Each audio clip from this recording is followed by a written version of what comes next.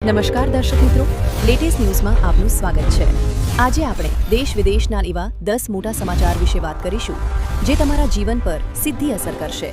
અમેરિકાએ વેનેઝુએલામાંથી યુરેનિયમ હટાવ્યો, ચીનનો સ્વીકાર, ઓપરેશન સિંદૂરમાં પાકિસ્તાનને કરી હતી મદદ, સોના ચાંદીના ભાવમાં તોતિંગ ઉછાળો, અમેરિકાએ જાહેર કરી UFO ફાઇલો, ચંદ્ર પર રહસ્યમય દ્રશ્યો, દિલ્હીમાં આ જગ્યાઓ પર આતંકી હુમલાનું એલર્ટ, હીટ વેવનો કહેર, પારો 44 ડિગ્રીને પાર જશે, કેરળમાં કોંગ્રેસની જીત બાદ CM પદ માટે ખેંચતાણ, પંજાબમાં AAPના કેબિનેટ મંત્રી સંજીવ અરોડાની ધરપકડ, ભારતની ઐતિહાસિક સિદ્ધિ, દુનિયામાં ડંકો, આ મહિનાથી જ UPI અને ATM દ્વારા PF મળશે।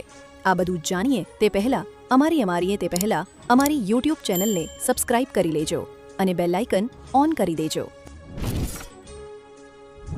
અમેરિકાએ વેનેઝુએલામાંથી યુરેનિયમ હટાવ્યો। અમેરિકાએ વેનેઝુએલાના જૂના રિસર્ચ રિએક્ટરમાંથી 13.5 કિલો હાઈલી એનરિચ્ડ યુરેનિયમ સફળતાપૂર્વક હટાવી લીધું છે। બ્રિટન અને IAEA સાથે મળીને કરાયેલા આ ગુપ્ત ઓપરેશન બાદ પરમાણુ જથ્થો વોશિંગ્ટન લાવવામાં આવ્યો છે। આ સામગ્રી 1991થી ત્યાં પડી રહી હતી, જે હવે દક્ષિણ કેરોલિનામાં પ્રોસેસ કરવામાં આવશે।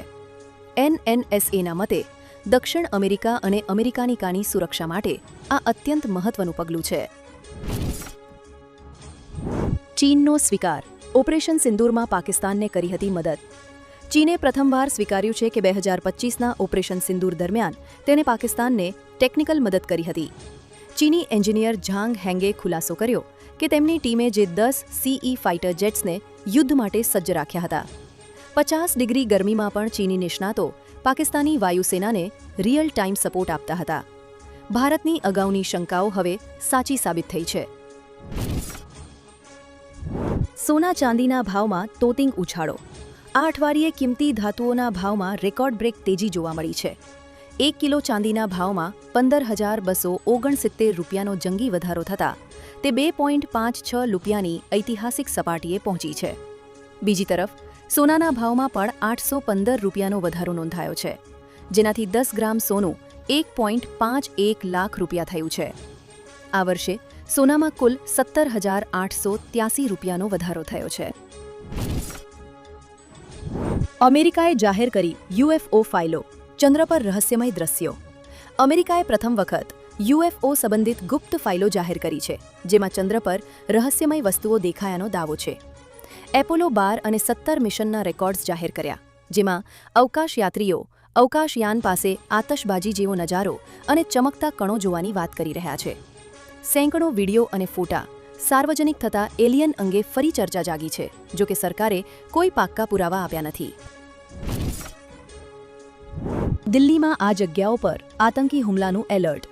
દિલ્હીમાં આતંકી હુમલાના ઇનપુટ મળતા સુરક્ષા એજન્સીઓ એલર્ટ મોડ પર છે। DDU માર્ગ સ્થિત ભાજપ મુખ્યાલય અને મહત્વની સરકારી કચેરીઓને આત્મઘાતી હુમલાખોરો, કાર બોમ્બ કે IED દ્વારા નિશાન બનાવવામાં આવી શકે છે। આ ગંભીર એલર્ટ બાદ સમગ્ર વિસ્તારમાં દિલ્હી પોલીસ અને પેરામિલિટરી ફોર્સનો ચુસ્ત બંદોબસ્ત ગોઠવી દેવામાં આવ્યો છે। દિલ્હીમાં કડક સુરક્ષા કવચ તૈનાત છે। હીટ વેવનો કહેર, પારો 44 ડિગ્રીને પાર જશે। ગુજરાતમાં માવઠા બાદ હવે આકરી ગરમી શેકશે। હવામાન વિભાગે રવિવારથી રાજ્યમાં હીટ વેવની આગાહી કરી છે, જેમાં તાપમાન 41થી 44 ડિગ્રી વચ્ચે રહેશે। આજે અમદાવાદ, રાજકોટ અને કચ્છમાં યલો એલર્ટ છે, જ્યારે આવતીકાલે અમદાવાદમાં ઓરેન્જ એલર્ટ જાહેર કરાયું છે। રાજકોટમાં પારો 44 ડિગ્રી સુધી પહોંચવાની શક્યતા છે। 15 મે સુધી આકરો તાપ પડવાની સંભાવના હોવાથી બપોરે બહાર ન નીકળવા અપીલ કરાઈ છે। કેરળમાં કોંગ્રેસની જીત બાદ CM પદ માટે ખેંચતાણ। કેરળમાં UDFની 102 બેઠકો સાથે ભવ્ય જીત બાદ મુખ્યમંત્રી પદ માટે જંગ જામ્યો છે। કાર્યકરો રસ્તા પર ઉતરી VD સતીશને જ CM બનાવવાની માંગ કરી રહ્યા છે, જ્યારે હાઈકમાન્ડ કે C વેણુગોપાલ પર વિચાર કરી રહ્યું હોવાની ચર્ચા છે। ધારાસભ્યોનું સંખ્યાબળ વેણુગોપાલ સાથે હોવાનું મનાય છે, પરંતુ જમીની સ્તરે લડત આપનાર સતીશના સમર્થનમાં ઓનલી VDના નારા લાગ્યા છે। પંજાબમાં AAPના કેબિનેટ મંત્રી સંજીવ અરોડાની ધરપકડ। પંજાબના કેબિનેટ મંત્રી અને AAP નેતા સંજીવ અરોડાની ED દ્વારા ધરપકડ કરવામાં આવી છે। મની લોન્ડરિંગ અને જમીન કૌભાંડના આરોપસર ચંદીગઢ, લુધિયાણા અને ગુરુગ્રામમાં દરોડા પાડ્યા બાદ આ કાર્યવાહી કરાઈ છે. સીએમ ભગવંત માને આક્ષેપ કર્યો કે 1 વર્ષમાં 3 વખત તપાસ છતાં કંઈ મળ્યું નથી અને ભાજપ એજન્સીઓનો દુરુપયોગ કરી રહી છે. આથી પંજાબના રાજકારણમાં ગરમાવો આવી ગયો છે. ભારતની ઐતિહાસિક સિદ્ધિ, દુનિયામાં ડંકો.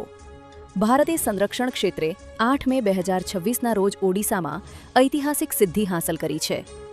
DRDO દ્વારા MIRV ટેકનોલોજીથી સજ્જ એડવાન્સ અગ્નિ મિસાઇલનું સફળ પરીક્ષણ કરાયું છે.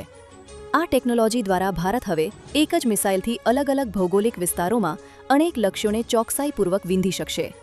આ સાથે ભારત વિશ્વના શક્તિશાળી દેશોની હરોળમાં સામેલ થયું છે. આ મહિનાથી જ યુપીઆઈ અને એટીએમ દ્વારા પીએફ મળશે. ઇપીએફઓ દ્વારા ઇપીએફઓ 3.0 પહેલ હેઠળ આ મહિનાના અંત સુધીમાં યુપીઆઈ અને એટીએમ દ્વારા ફંડ ઉપાડવાની ક્રાંતિકારી સુવિધા શરૂ કરાશે. આ નવી સિસ્ટમથી 7.8 કરોડ સબસ્ક્રાઇબર્સ કાગળની કાર્યવાહી વિના તરત જ પૈસા મેળવી શકશે. 2026ના મધ્ય સુધીમાં પ્રક્રિયા સંપૂર્ણપણે ઓટોમેટેડ અને યુઝર ફ્રેન્ડલી બની જશે, જેમાં ઓટો ક્લેમ સેટલમેન્ટની સુવિધા પણ મળશે. હવે પીએફ ધારકોએ કચેરીઓના ધક્કા ખાવા નહીં પડે. આવી જ માહિતી મેળવવા માટે અમારી YouTube ચેનલને સબસ્ક્રાઇબ કરો અને વિડીયોને લાઇક કરો, જેથી તમને આવી માહિતી મળ્યા રાખે.